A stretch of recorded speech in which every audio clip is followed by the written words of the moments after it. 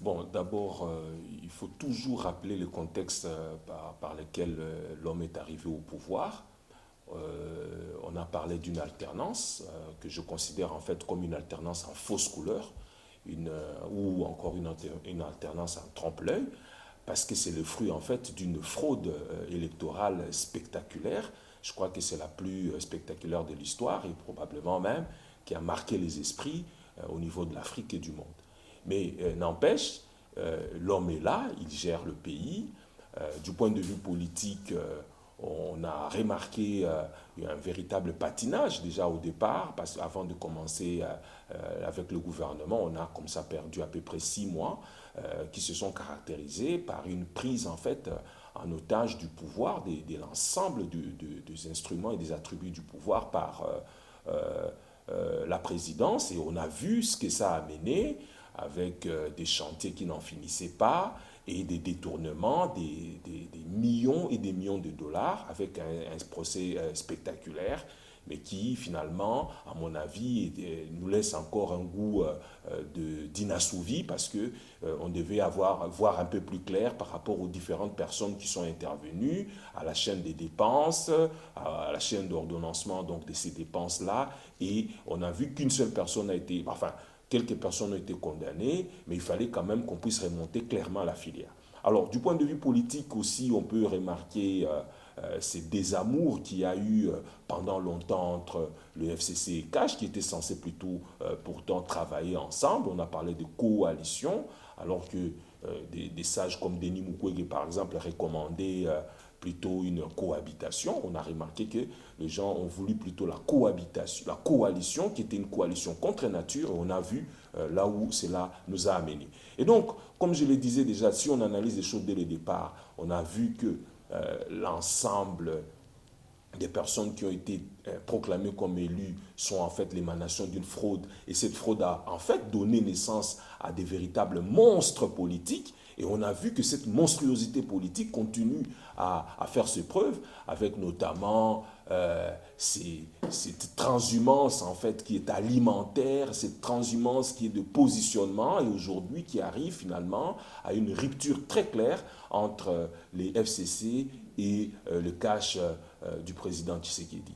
Mais quand je parle d'une alternance en fausse couleur ou en trompe-l'œil, c'est parce qu'on se rend compte finalement que même dans ces FCC, c'est une affaire en fait, c'est une espèce, si vous voulez, des recyclages où on rencontre à la fois des braconniers politiques, on rencontre des rapaces, on rencontre de vieux loups, des roublards, et qui finalement sont mis ensemble et on sait très bien, si on se réfère même à la loi de la chimie, à la biologie, à la biochimie, que lorsque on met les pourris et ceux qui sont propres, ou moins les pourris et les moins pourris, parce qu'en réalité c'est ça, on va arriver à une situation où tout le monde sera pourri. On sait très bien qui a dirigé ces pays, qui a géré les pays pendant 18 ans.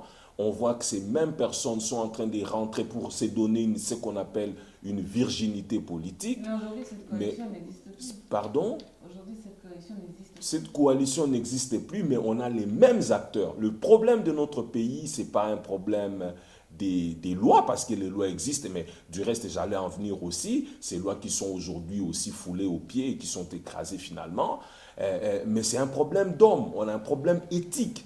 Et on a les mêmes personnes. J'ai dit toujours que l'une des définitions de la folie, c'est de pouvoir faire la même chose en espérant des résultats différents. Comment pouvons-nous imaginer faire du neuf avec du vieux?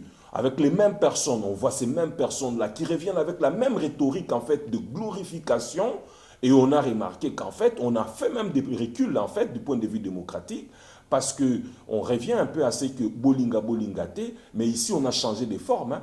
Bolinga Bolingate, et c'est mieux plutôt en Bokomesana. En fait, si on analyse du point de vue sémantique ces deux expressions, ça veut dire la même chose. Que vous le vouliez ou non, ça sera le impair, que vous fassiez ce que vous voulez, que vous puissiez bouger, que vous puissiez rappeler à l'ordre, eh bien, vous allez vous habituer parce que nous sommes là. Et il y a même quelqu'un et certaines personnes, et on sait que certains courants d'un certain parti politique, je ne vais pas citer ici, dit que nous n'allons rendre le pouvoir pour avoir fait 38 ans, nous allons au minimum faire 38 ans ou encore attendre que le Christ revienne pour que nous puissions lui remettre le pouvoir.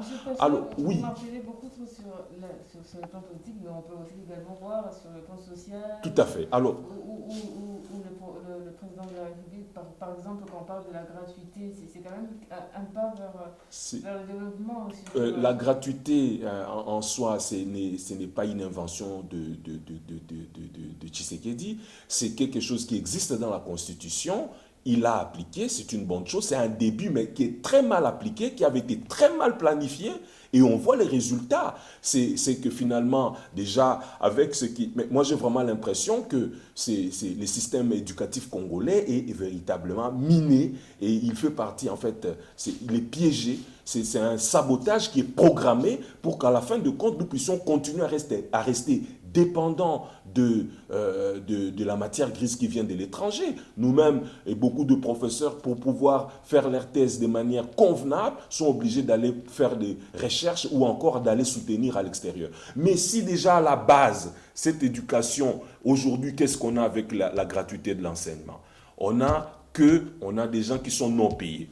On a des nouvelles unités et tout ça. Donc c'est une véritable cacophonie qui, à la fin de compte, va se répercuter sur les niveaux des élèves congolais qui finalement ne vont pas répondre aux standards internationaux. Si on prend, toujours parler des aspects sociaux, les salaires, la plupart des personnes, d'abord du point de vue du pouvoir d'achat, nous sommes, selon nos calculs, nous avons perdu à peu près 33% de la valeur nette de nos salaires. Si on ajoute à cela l'IPR et tout ça, avec la dévaluation, on se rend compte finalement que le panier de la ménagère s'est véritablement appauvri. Donc du point de vue de la sécurité alimentaire, soit que les gens ont réduit leur quantité la quantité d'aliments, ou bien encore ils ont appauvri leur régime alimentaire en évacuant notamment tout ce qui est carné comme la viande, le poisson, pour se contenter des produits qui sont des produits végétaux. Donc si vous voulez, de ce côté-là aussi, pour moi c'est un véritable raté. On ne va pas parler de la santé parce que la santé, on sait déjà comment on est. Et puis, il y a beaucoup d'autres aspects si on doit analyser les aspects sociaux. Mais du point de vue du panier de la ménagère, du point de vue de l'alimentation, du point de vue des revenus réels de la population, c'est un appauvrissement. Donc on peut parler d'un bilan négatif totalement. Pour moi, le bilan, il est véritablement négatif. C'est un bilan qui n'augure pas de bonnes choses. Mais on peut aussi analyser les choses du point de vue diplomatique si vous voulez, mais en tout cas du point de vue social, nous avons fait un véritable recul de plusieurs années. Alors, oui, l'économie prend en compte tous les aspects sociaux. Donc si moi je voudrais plutôt analyser l'économie ici, dans les aspects plutôt sociaux. Mais si vous voulez, du point de vue de l'économie de manière globale, on peut analyser les choses du point de vue, par exemple, de la stabilité de la monnaie. On a déjà parlé de ça. On peut voir du point de vue, par exemple, du chômage. On peut voir du point de vue de la croissance. Mais de tous ces éléments-là, je ne pense pas qu'on peut avancer des éléments ou des chiffres ou des faits qui indique qu'on est allé dans le sens où les choses vont pour le meilleur. Plutôt, les choses vont plutôt dans le sens d'une dégradation de la situation macroéconomique de manière générale. Vous pensez que Félix Tshisekedi pourrait espérer au deuxième mandat pour peut-être ce qu'il n'a pas pu faire à son premier mandat, pourrait le faire au deuxième mandat? Bon, d'abord, il lui reste pratiquement 2 années et demie parce qu'il y a l'année et puis l'année électorale, si tant est si vrai d'ailleurs qu'on va organiser les élections en 2023.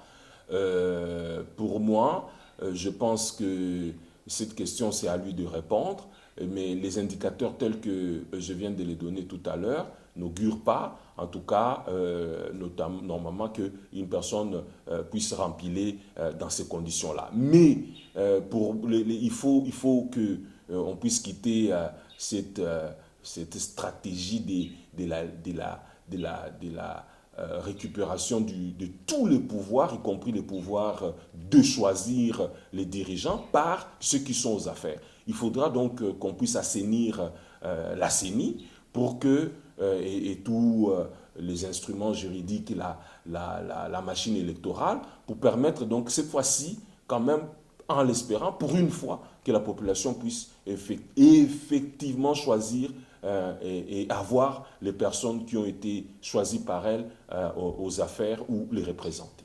Monsieur le professeur, pour terminer, je voulais donner un aspect pour dire que voilà, les présidents de la République n'ont encore que ces 2 ans.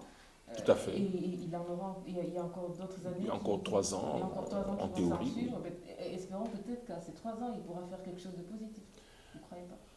Moi, je suis sceptique parce que, je l'ai dit, on reprend les mêmes personnes. On a des personnalités majoritairement émanant du FCC, dont on a les bilans, qui est un bilan catastrophique. Je ne suis pas en train de voir ces mêmes personnes-là en train de faire quelque chose de nouveau.